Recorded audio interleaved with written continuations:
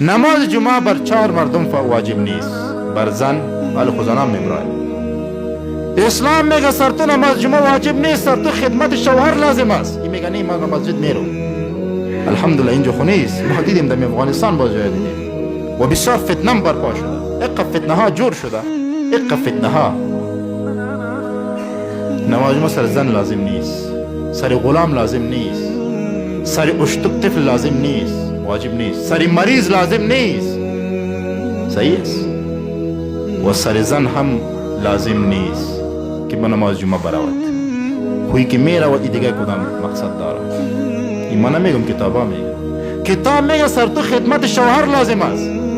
تا به نماز جمعه خدمت شوهرت بکو. بعد از نماز جمعه تو خانه خود پاک کو. تو مو مسئولیت داری. تو نماز پیشین را بخوان، الله تعالی اجر نماز جمعه را برات میده. ولی که زنا میبرای که نه ما نماز جمعه بده، این مقصد دیگری دارد. این مقصد فساد را دارد. چرا؟ شیطان یک روز گفت میگه ما که انسان را گمراه میکنم، مرد را با واسطه زن گمراه میکنم. النساء حبائل الشیطان در حدیث برش گفته شده.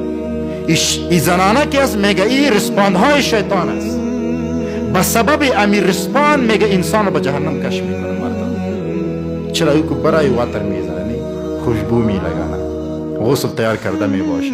نماز جمعه که خلاص میشه، مردم از دروازه میبرای، زنم از دروازه میبرای. اونجا خلط اختلاط میایه نمیایه؟ یک